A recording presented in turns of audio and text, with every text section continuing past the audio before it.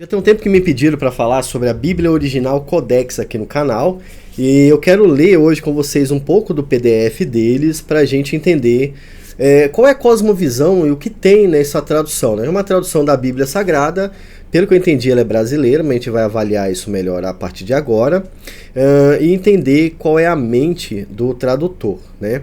Eu consegui o PDF dela e a gente vai usar um pouco dele aqui com vocês. Eu não vou passar esse PDF para ninguém porque ele não é um arquivo autorizado, tá bom?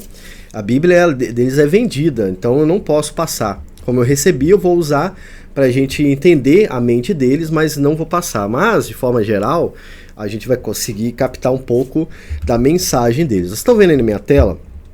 A capa dela, né? Tem escrito assim, ó, Bíblia Original Codex, edição especial de 10 anos. Embaixo tem uma logomarca, uma coisa bonitinha, né? Uma capa bonita. E aí a gente passa para a segunda parte, que tem um monte de texto assim que eu não entendi. Eu tentei entender, eu não entendi. Parece mais uma folha de rosto, mas bem assim, né? De qualquer jeito.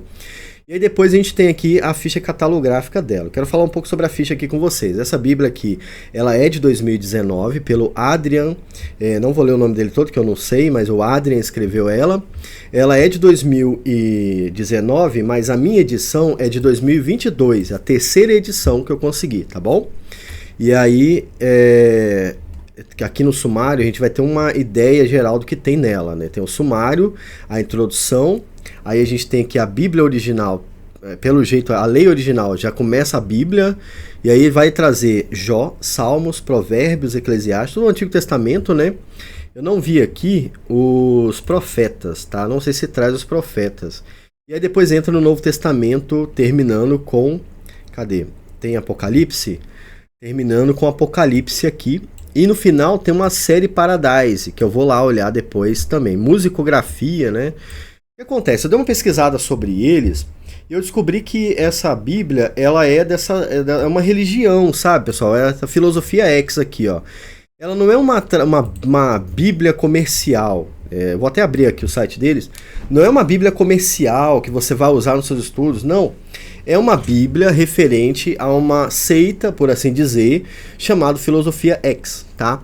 E eles são muito organizados, tá? Eles têm aqui você viu aqui, ó, o Adrian, você é muito inteligente, cara. Você fez ali a logomarca da Netflix, todo mundo sabe.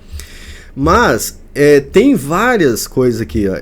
É uma Netflix, ou aliás, é uma Xflix. Se você mudar para Xflix, cara, ó, tem que me dar os direitos autorais do Xflix.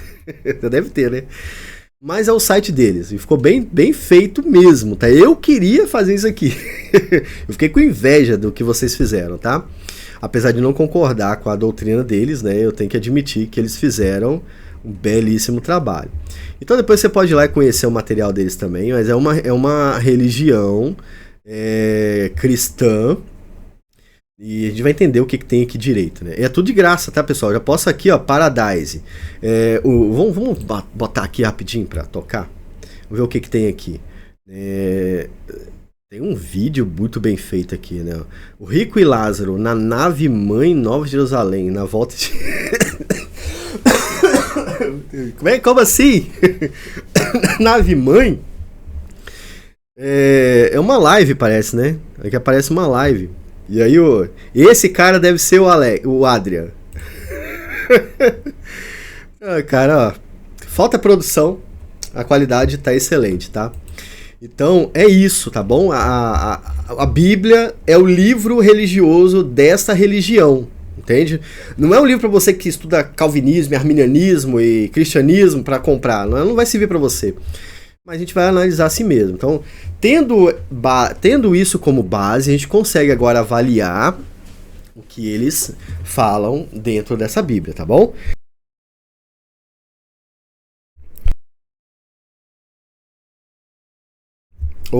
Voltando aqui, Adria e pessoal aí da X, essa é a minha opinião, tá bom? Então vocês não fiquem com raiva da gente, porque a gente não é da sua seita. Então nós vamos mostrar a nossa opinião com base na nossa cosmovisão. Então não precisa ficar bravo, tá bom? E vamos ler o que tem aqui dentro, né? Ó, eu não sei ainda o que eles pensam direito, tá? Eu vou descobrir agora com vocês.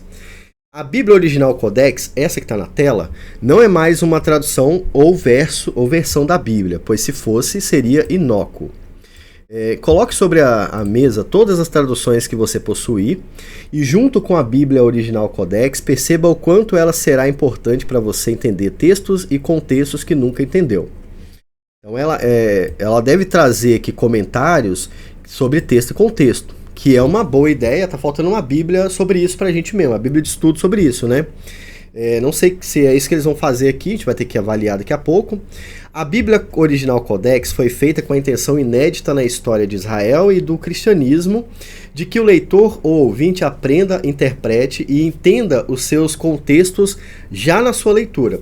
Cara, isso aqui não é inédito porque eu tenho o curso Leitura Imersiva que vai fazer a mesma coisa. Tá? Falar nisso, eu tenho que falar do curso de leitura imersiva, né? Você quiser aprender a ler e interpretar a Bíblia, o link está na descrição do vídeo, tá? São 2 cursos, vai ajudar vocês a fazer isso também. Muito bom, por sinal, o pessoal que tá fazendo tá gostando. E eu tenho que lembrar também que o nosso canal já tá chegando a 10 mil inscritos, tá? E chegando a 10 mil inscritos, eu vou fazer uma live de 10 mil inscritos, onde eu vou sortear uma Bíblia de estudo para vocês. Então, se inscreve no canal, acompanhe o canal para você participar. E os membros talvez tenham também um sorteio para membros, tá? Vou pensar ali pra gente, de repente, a gente conseguir uma quantidade boa de membros, eu fazer um sorteio para os membros também. Para você saber mais como é ser membro, clica em Seja Membro que vai aparecer o vídeo explicando isso. Mas a live de 10 mil inscritos vai acontecer e nela eu vou sortear uma Bíblia de estudo. Vocês vão ter informações até a gente chegar a 10 mil, tá? Até a live vocês vão saber como funciona. Ou vai ter informação aqui no canal sobre isso, tá bom? Então, a ideia original, a Bíblia Original Codex, essa ideia tem a intenção de fazer o leitor aprender a interpretar a Bíblia, né, os contextos. Com revelares singulares, nunca antes publicados num só compêndio, o leitor ou ouvinte saberá todos os acréscimos, adulterações e subtrações existentes nas traduções apresentadas até hoje. Isso aqui a gente faz aqui no canal, né? Tem vários vídeos assim, disso aqui no canal. Mas aí quando ele fala revelares, ele está falando sobre pequenas notas de comentário que tem na Bíblia, tá bom? Aqui que a coisa fica estranha. Já tem uma lida, ó. Aqui a gente começa a perceber um pouco da mente daqueles caras que fizeram ela, tá? Tá escrito o seguinte, ó. O que revelamos aqui é para poucos. Para a grande maioria, o que aqui revelamos só seria conhecido no pós-morte. Calma aí. É isso mesmo. O que está nessa Bíblia é um mistério que só pode ser conhecido por quem morre. Entende? Ele está falando que ele vai revelar para a gente agora. É uma afirmação muito complicada, o Adrian, porque você não morreu para saber se o que está aqui é verdade, entende? Então, como é que você teve acesso a essa informação? Você fala com mortos? Seria isso? Será que é uma religião espírita também? Não sei, eu só estou fazendo perguntas porque eu estou lendo, entendeu, Adrian? Será que essa Bíblia contém informações vindas de espíritos que morreram, desencarnaram? Não sei. Eu estou fazendo perguntas que eu também não sei responder porque eu também estou vivo para saber, né? Quem tem a Bíblia Original Codex sem ego, com a consciência pronta e aberta para aprender, tem o privilégio de encontrar um tesouro ainda em vida. Amém, né? É importante saber que eu não vou ter que morrer para saber se o que eu estou lendo é verdade também, né, pessoal? Então, se esse vídeo não for publicado é porque eu morri. Se eu morrer, eu não vou voltar para falar nada para vocês não, tá? Vocês esquecem, morreu, acabou, filho. Não quero voltar aqui nunca mais. Mas está escrito isso lá. Caramba, uma tradução que vocês pediram tanto para eu falar aqui, hein, cara.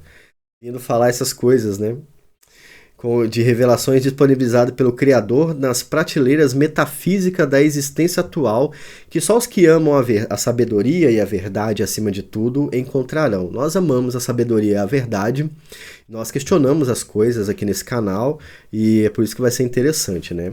Nessa grande obra está o espírito dela, tal. A cada nova edição, corrigiremos os nossos pequenos erros e aperfeiçoaremos até que esta obra original fique perfeita. Aí entra uma questão. você escreveu uma Bíblia com verdades que só podem ser conhecidas no pós-morte, e você está dizendo que vai ter correção de erros. Com base em que você vai morrer e voltar, você fala com os mortos ou você é um fantasma? Qual é a informação verdadeira?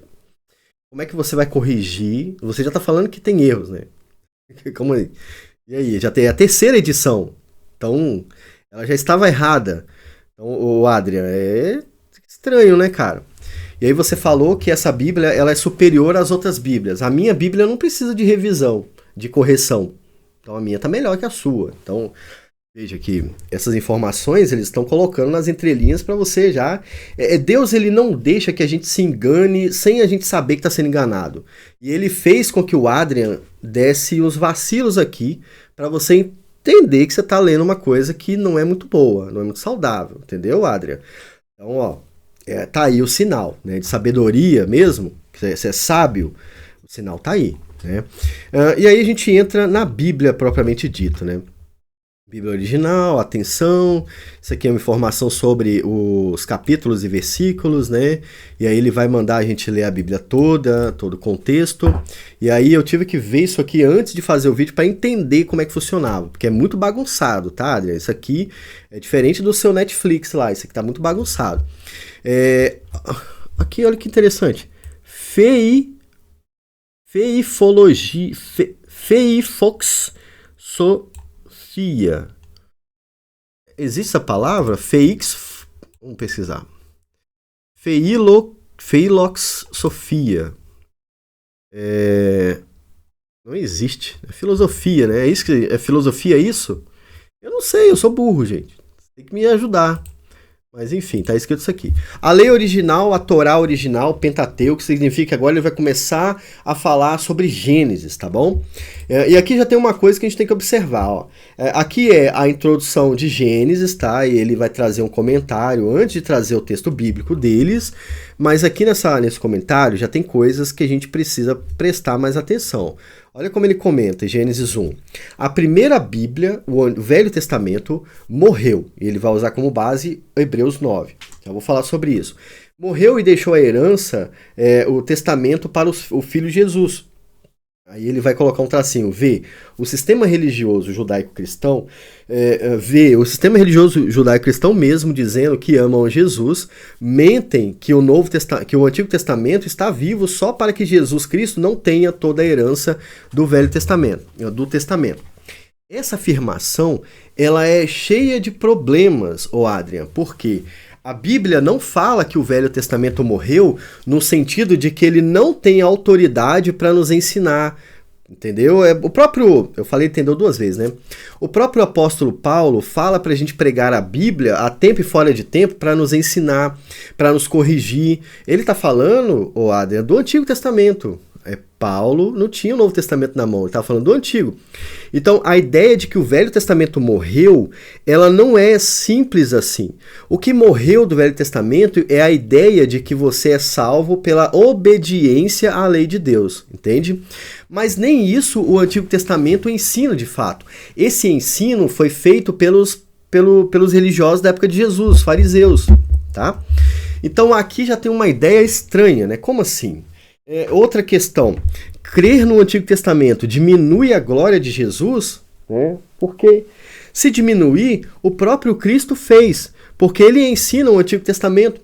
Quando Jesus, por exemplo, corrige os fariseus lá no Sermão do Monte, ele está corrigindo os fariseus. Ele vai usar o Antigo Testamento para corrigir os fariseus, entende? Então, não faz sentido essa afirmação. Jesus ele olha para o Antigo Testamento e fala, aqueles caras estavam falando de mim. Em Lucas 24. Então essa é uma afirmação que me lembra muito Marcião, o primeiro gnóstico. E aliás, essa Bíblia, ela me lembra muito uma Bíblia de uma religião gnóstica, né? Que traz essa ideia de espiritualística demais, a ideia de conhecimento secreto, a ideia de nova revelação. Tá nisso aí. Esse primeiro comentário já acaba atrapalhando demais a aceitação dessa tradução aqui, principalmente por revelar que a cosmovisão do autor está mais voltada para o misticismo gnóstico do que para o cristianismo ou o judaísmo, tá? Então, é complicado, a sua vida ficou bem complicada depois desse texto aqui. Ele vai continuar. A primeira Bíblia é uma pirâmide. Aí ele vai colocar, vê, Tanakh, onde... Eu não entendo essa construção da frase aqui. Vê Tanakh. Onde Tá é Torá, Pentateuco, que significa ensino e não lei. O maior erro de todos. Na é Nevi'im, que significa profetas. Então, Taná significa... Eu falei Tanakh, né? Taná, que se fala. Significa ensino e profecias, né? Enfim, e aí tem aqui Gênesis... Nossa, isso aqui é muito doido, hein? Gênesis é a serpente Ouroboros com Apocalipse, pois citam as mesmas coisas na arca, serpente, dragão, reino e jardim, mostrando o entrelaçamento cósmico entre temporal e atemporal. Rapaz, o cara que assistiu o Dark escreveu essa Bíblia aqui. Ó aqui, Dark, aqui embaixo. Portanto, como falamos no ensino Apocalipse Quântico Dark, é uma aula deles, né? Vamos pesquisar aqui. A física por trás. Dark. Eu não sei onde que tá isso aqui. Rapaz, mas existe uma aula deles aqui, ó. Portanto, como falamos no ensino Apocalipse Quântico Dark, para conhecer o futuro, precisamos conhecer o passado, pois assim como foi, será. Escrito por Moisés há 2.500 anos depois da criação, o início da contagem após o mundo pré-adâmico e 1.500 anos antes de Cristo, Gênesis possui 2 capítulos metafóricos como o Apocalipse. E não é totalmente errado o que ele está escrevendo aqui, não. Realmente, Gênesis e Apocalipse se interligam de várias formas, tá? Mas por que Gênesis e Apocalipse se interligam? Porque o profeta em Apocalipse está usando Gênesis para descrever o que Jesus mostrou para ele. Entende? Aí já cai até a ideia de que o Antigo Testamento morreu, né? Você vê Paulo usando, Pedro usando, João usando o texto do Antigo Testamento para criar o ensino no Novo Testamento. E é isso que acontece. Quando João vai escrever o texto de Apocalipse, ele traz citações do Antigo Testamento, não só de Gênesis, mas também de Êxodo, Levítico, né? Para ensinar o que ele viu nas visões que Jesus mostrou para ele. Aqui ele está falando que isso é um entrelaçamento cósmico, né? Aquela serpente que come o rabo dela mesma, já viu? É essa figura aqui que ele está trazendo. A serpente come o rabo dela mesma. Isso diz que é uma religião gnóstica, tá? Interessante. Eu não acredito no que está aqui, mas é bom conhecer para saber a mente dos gnósticos. Entendeu? O que está escrito aqui não reflete a Bíblia. Não reflete os ensinos bíblicos, mas reflete os ensinos gnósticos. Agora eu quero ler como é que ele traduz o primeiro capítulo, né, de Gênesis, e aí depois eu vou lá para o Novo Testamento, tá bom? Então eu só vou fazer isso, a gente já analisou a mente deles aqui, é isso que eu falei até agora, e agora vamos ver como ele traduz a Bíblia por si só, né? Ele traz aqui no primeiro versículo o texto bíblico, Bereshit Bará, né? O início ali, né? No início criou Deus os céus e a terra, e aí ele vai trazer a tradução aqui em português. Não sei se ele vai fazer isso em todos os versos, mas aqui foi isso que ele fez. No princípio, o Deus plural, Elohim, criou ou criaram a imatéria e a matéria. Essa é a tradução dele. Não é uma tradução que reflete o texto que está escrito, tá? Bereshit bara Elohim, no início criou Deus o céu e a terra. Só isso que está escrito. Então isso aqui não é uma tradução. Isso aqui entra na categoria de paráfrase. O que é uma paráfrase? É uma tradução explicando o texto. Entende? Isso é uma paráfrase, não é uma tradução mesmo. E aí, como eu falei para vocês, o Revelare é essas notas aqui, tá vendo? A nota em azul. Nesse Revelare, porque eu quero ler mais Revelare, eu quero ler mais com vocês para a gente entender um pouco a mente deles, né? Você precisa assistir a aula 33 para saber os grandes mistérios do 7 vezes 1.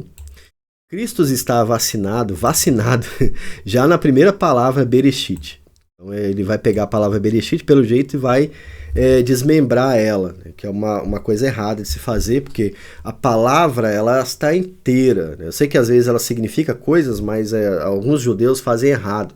Enfim. E aí aqui ele vai trazer a tradução por conta própria. Vamos ler o versículo 2. Então o versículo 2 é um versículo polêmico, né? Muita gente que acredita ali na teoria do dilúvio de Satanás vai fazer isso usando o versículo 2. E vamos ver o que ele faz, ó. E a matéria ainda não tinha formato, estava sem vida, e a terra era sem forma e vazia. Ele colocou, e a matéria ainda não tinha formato, estava sem vida. E densas trevas cobriam os oceanos, a face do abismo e a superfície do mar nos originais. Ele coloca entre parênteses alguns comentários. E as manifestações metafísicas dos deuses, como assim?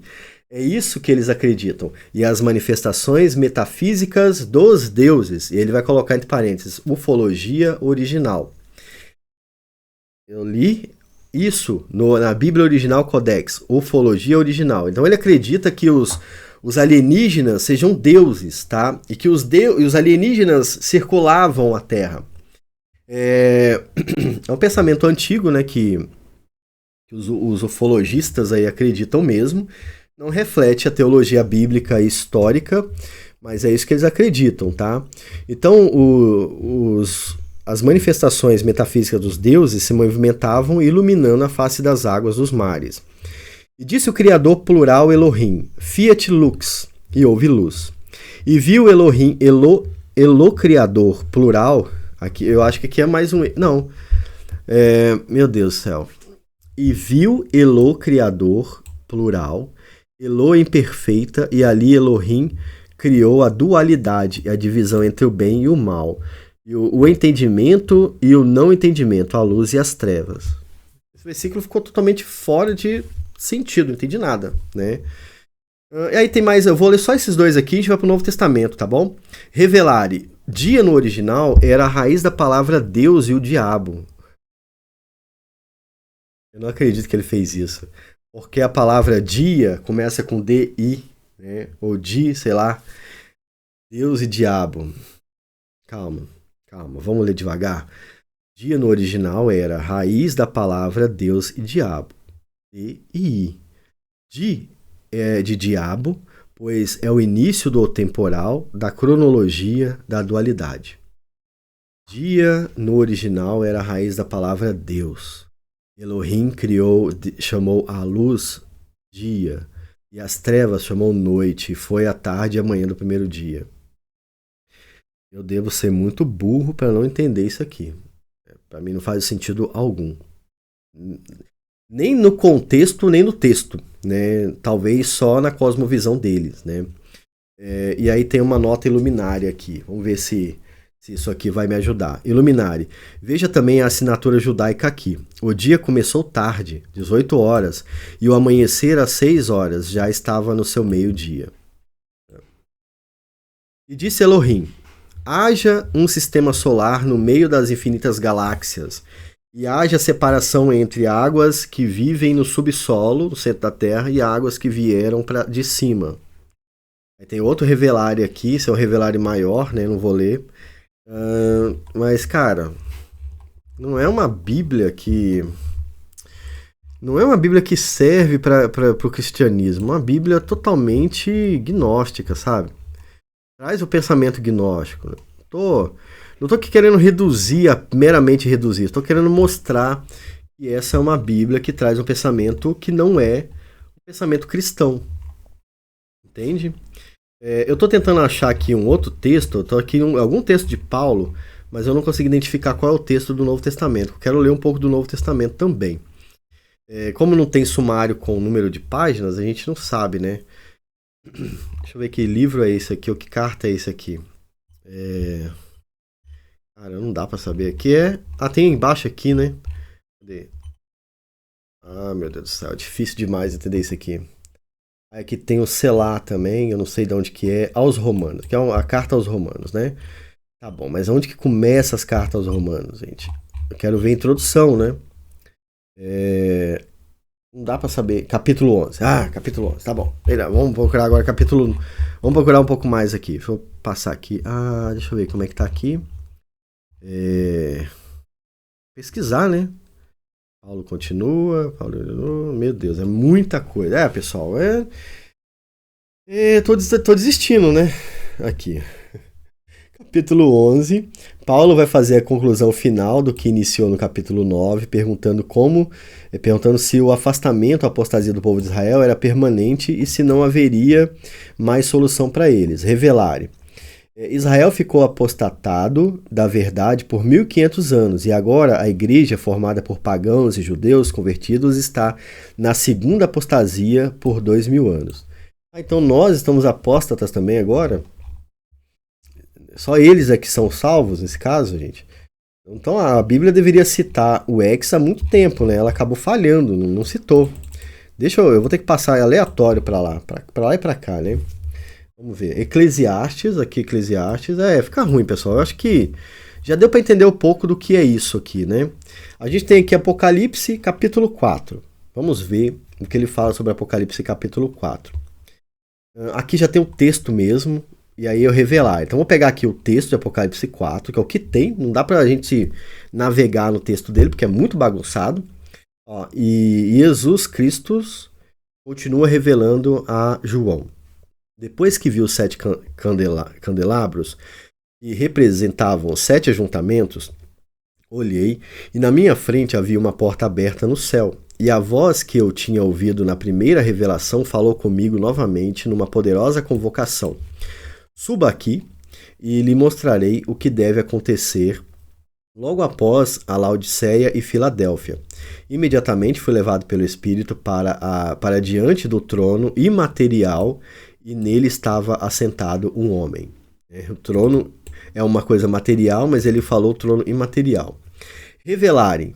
Pasmem pelos pentecostais que, pelos últimos 100 anos, afirmam que o suba aqui para João representa o arrebatamento de todos os crentes fiéis e que os 24 anciões representam todos os crentes salvos morando no céu. Não sei, você é pentecostal, você acredita assim também? Ele está falando aqui, pasmem pelos pentecostais, que pelos últimos 100 anos afirmam que o suba, aqui no capítulo 4, representa o arrebatamento, é isso, né? Veja o grande estrago causado por isolar os textos. Aí eu até concordo. Eu vou ver o que ele vai falar. O mais lamentável é que todos os cultos e todas as missas possuem pregações e não ensinos, e os sermões são todos baseados em textos isolados ao bel prazer do pregador. Cara, olha só, isso aqui é uma afirmação que eu não posso negar. Não todas, né? Não todas. Mas aí há uma correção, Adria. A pregação é um ensino. É a mesma coisa.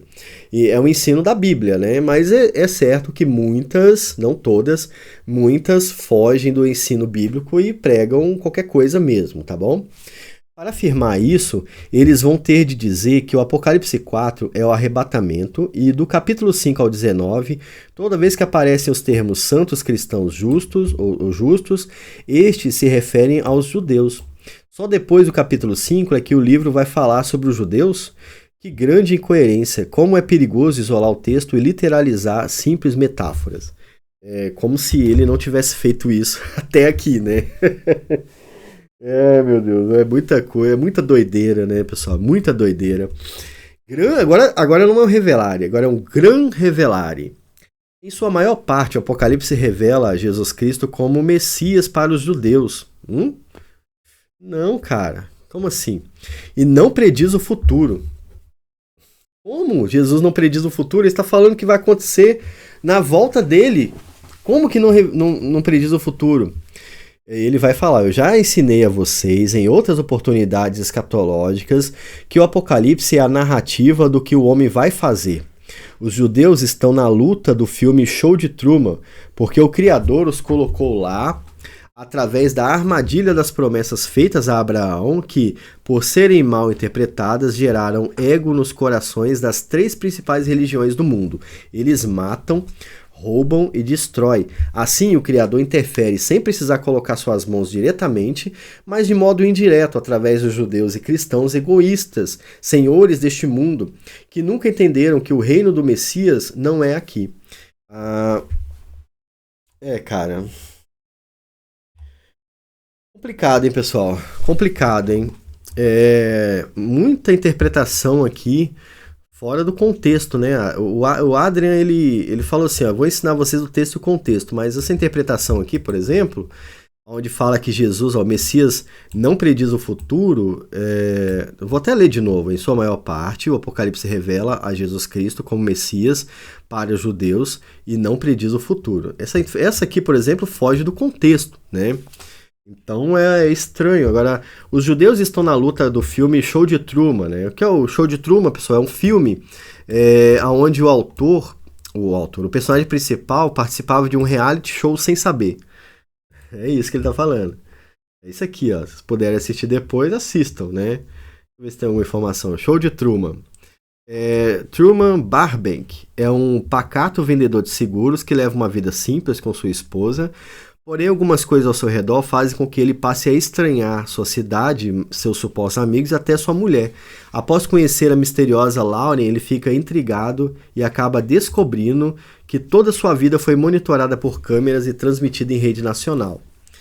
Eu vou até assistir esse filme porque ele é interessante. Eu já tem um tempo que eu tô querendo rever ele, né?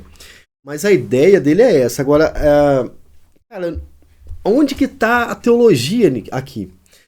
Onde que tá o comentário da Bíblia, né? Tá muito estranho, no mínimo estranho, tá? Eu vou passar aqui, ó, vou tentar, Salmo 23, caiu, isso foi Deus, né, mandou o Salmo 23. Vamos ver o que ele fala sobre o Salmo 23. Iluminare. O livro dos Salmos é um livro da primeira Bíblia mais citado pelos escritores no Novo Testamento. Veja bem, hein, aqui ele falou a verdade. E aí, tipo assim, os escritores do Novo Testamento estavam usando um livro morto, entendeu? E ele se contradiz agora, né? Para entender Salmo 23, assista ao vídeo Moisés não foi pastor, Paulo não foi, nem Jesus foi pastor, pois ele ainda será. Eita, olha aí. É complicado, aí você vê da onde que o cara vai tirar essas informações, né? O rei Davi compôs, o Criador é nosso pastor. E aí ele vai traduzir da seguinte forma. O Senhor é meu pastor, de nada terei falta. Em verdes pastagens me faz repousar e me conduz às águas tranquilas. Restaura meu vigor, guia-me nas veredas da justiça por amor do teu nome. Mesmo quando eu andar por um vale de trevas e morte, não temerei perigo algum, pois tu estás comigo, a tua vara e o teu cajado me protegem. Legal. Revelarem. Pura cabala. A árvore da vida e da morte está aqui. O texto todo é vida e morte. Veja, vara é severidade do Criador, Guidurá, e o cajado é a misericórdia do Senhor Xed. Não sei se é assim que fala. Dois frutos da árvore dual, sextra e dextra, de nossa consciência e da planta do templo que Davi fez, inspirada no formato quântico da consciência da árvore dual do jardim do Éden. Tem que falar assim para você entender. Pessoal, presta atenção aqui, eu vou terminar o vídeo agora. O cara lá atrás, ele falou assim, eu vou explicar o texto para vocês. E aqui ele está demonstrando que ele não consegue fazer isso. O texto de Davi não tem a ver com cabala, não tem a ver com a árvore da vida. É um texto, eu falo isso, e engraçado que lá no curso Leitura Imersiva, eu comento com o pessoal que o fato de não se interessar pelo estilo literário faz as pessoas se enganarem sobre o texto. O Salmo 23 é um salmo poético, então você tem que tentar entender a poesia e as aplicações desta poesia, né? E aí ele vai pegar a poesia de Davi e falar que Davi está ensinando cabala. Porque ele fala o seu cajado, o cajado é feito de madeira, ele vai falar que ali está falando sobre a árvore da vida e da morte, entende? Uma aplicação que não é encontrada no Antigo Testamento e nem no Novo Testamento, né? Pelo contrário, né? Ela é até rejeitada. E ele vai falar que aqui o Antigo Testamento está ensinando a cabala. Veja bem, ele falou lá atrás, ele prometeu que ia te ensinar o texto e o contexto. Contexto, texto. E aqui ele está demonstrando que ele não consegue fazer a interpretação da Bíblia. A interpretação do Salmo 23 é a mais fácil possível, porque ela está tratando Deus como pastor que nos guia pelo caminho certo. Basicamente isso. Quando vai falar ali do cajado, da vara e do cajado, está citando como exemplo o que o pastor usa para guiar as ovelhas. Então não há nenhum mistério por trás do texto que não seja fácil de decifrar por qualquer leitor. O leitor do Antigo Testamento, ele entendia essa linguagem, entende? Ele sabia o que era um pastor cuidador de ovelha, ele sabia como o pastor guiava as ovelhas, e por isso o salmista usa essa linguagem simples para revelar uma coisa mais profunda. Qual a revelação mais profunda do Salmo 23? Deus nos sustenta e nos guarda, como um pastor faz com as suas ovelhas. É isso basicamente, entendeu? Aí ele vai tentar trazer algo misterioso, porque ele tem que revelar um mistério que ninguém sabe. E ele vai e acaba inventando a história que está aqui. Então, qual é a conclusão acerca da Bíblia Original Codex? Ela é um livro sagrado para eles, talvez, mas que representa as doutrinas gnósticas e não protestantes e cristãs ou judaicas, tá bom? E é por isso que não tem como aconselhar você ler isso, né? Isso aqui é coisa de quem faz parte da seita, eles é que vão usar, a gente não vai entender isso aqui. No final dela tem uns hinos aqui deles, né? Ser sábio, Tom para homens, Ré maior, quem criou a Bíblia, a música foi o Tony Ribeiro. Vamos ler aqui. Ser sábio não é saber tudo, mas sim saber bem a essência da vida. Ser sábio é saber se portar, saber perguntar e também responder. Ser sábio é saber quem eu sou, também saber onde vou. O sábio não perde o seu tempo com coisas banais em coisas iguais. Eu acho que esse é o refrão que descreve o motivo pelo qual vocês e eu não precisamos nos empenhar nessa original Codex. Sábio não perde o seu tempo em coisas banais ou coisas iguais. Ele busca aprender em silêncio, ouvindo primeiro para falar depois. É isso que eu fiz antes de gravar esse vídeo. Eu estudei muito para vir e falar sobre ele, tá? Aqui tem as músicas, quero ver o que tem mais. Acho que tem uns estudos aqui no final, né? Deixa eu ver aqui. É muita coisa, muita página. Tem 2.000 páginas aqui. Aqui, deixa eu ver. O que tem aqui? Aqui ainda é Apocalipse, né? Não tem, então, estuda mais, não. Acho que eu que entendi errado lá atrás, né? Grande revelare e grande finale. Que é o finalzinho. Coisas que não vão acrescentar mesmo, sabe? Quem estuda gnosticismo, quem estuda heresias, vai usar essa Bíblia aí para entender um pouco da mente moderna. Porque, de forma geral, esses pensamentos, eles estão impregnados nessas religiões seculares aí, secundárias, tá? Então, de forma geral, para estudar apologética, isso aqui vai servir. Até compraria ela para ter em casa e entender a mente deles. Mas, né, enfim, fica aí a minha análise. Não é um livro que compensa para você que não estuda heresias, tá? É um material muito focado na doutrina gnóstica, portanto, para a maioria de vocês esse livro não vai ajudar em nada, né? Não vale a pena comprar nesse caso, tá bom? Eu espero não ter ofendido o pessoal do Codex, eu espero que eles considerem o que eu falei. Eu sou estudante da Bíblia Sagrada, o que eu estudo é a Bíblia Sagrada, né, com base naquilo que a própria Bíblia fala, e vocês precisam considerar pelo menos isso, né, antes de me julgar e de me condenar. Antes de jogar alguma maldição atemporal ou uma maldição imaterial em mim. Fiquem todos com Deus. Tem mais vídeos aqui no canal, assistam, não se esqueçam que nós vamos fazer 10.000 inscritos e você precisa participar da live de 10.000 inscritos, tá? Eu te vejo lá, te vejo nos próximos vídeos também. Tchau, tchau.